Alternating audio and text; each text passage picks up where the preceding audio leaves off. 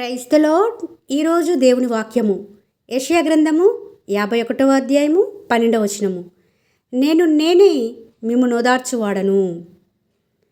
అయితే దేవుడే మనల్ని ఓదారుస్తారటండి. మనం దుఃఖంలో ఉన్నప్పుడు, నిట్టూర్పులలో ఉన్నప్పుడు దేవుడు మనల్ని ఓదారుస్తారట. ఆయనంతటా ఆయనే మన దగ్గరకు వచ్చి ఓదార్చాలంటే మనం ఆయన దగ్గరికి వెళ్ళాలి కదండి. అంత మాత్రమే కాదు, యెషయా గ్రంథము 66వ అధ్యాయము 13వ వచనంలో చూస్తే, ఒకని తల్లి వాడిని ఆదరించినట్లు నేను మిమ్మును ఆదరించదనని ఉంటుంది. అంటే ఓదార్పు ఉన్న ఆదరించడం అన్న పర్యాయపదాలుగా ఉంటాయి. మరి ఎప్పుడైతే మన దుఃఖంలో మునిగిపోయి ఉన్నప్పుడు, ఇంకా దిక్కుతోచిన స్థితిలో ఉన్నప్పుడు దేవుని దగ్గరికి వస్తేనే మనం ఓదార్చబడతాము, ఆదరించబడతాము.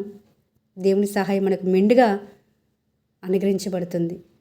దుఃఖంలోనే ఉండి మనుషుల దగ్గరికి వెళ్తే ఆ దుఃఖం రెట్టింపు అవుతుంది. కానీ దుఃఖమును ప్రతిగా ఆయన పూదండను అనుగ్రహించుతూ వస్తారండి. కన్నిటిని నాట్యంగా మార్చే దేవుడండి మన దేవుడు.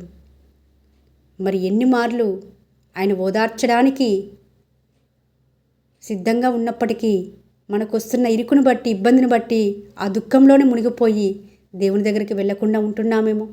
నేనే నిన్ను ఓదార్చువాడని అంటుంటగా ఆ ఓదార్పు మనుషుల దగ్గర కోరుకుంటున్నామా, లేకపోతే డైరెక్ట్ దేవుని దగ్గరికి వెళ్తున్నామా? వాగ్దానం ఇచ్చిన దేవుడు నమ్మదగిన దేవుడు కదా. మరి దేవుడి దగ్గరికి వెళ్ళి మనం ఓదార్చబడుతున్నామా? ఒకని తల్లి ఏ విధంగా అయితే అతన్ని ఓదారుస్తుందో, ఆదరిస్తుందో, ఆ విధంగా నిన్ను ఓదారుస్తాను, నిన్ను ఆదరిస్తాను. రా నా ప్రియకుమారుడి, రా నా ప్రియకుమారుడా అని మనల్ని పిలుస్తుంటుండగా పెడచోని పెడుతున్నామా? నష్టపోయేది మనమే అండి.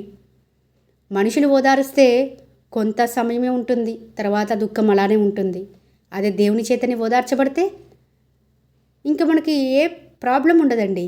ఆ సమస్య కంప్లీట్గా సమసిపోతుంది.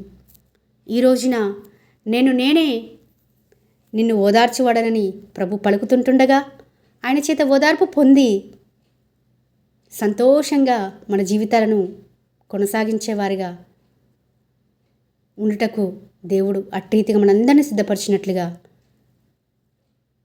మనవి చేసుకుంటూ, మీ సహోదరి ఎలిజబెత్ రాణి.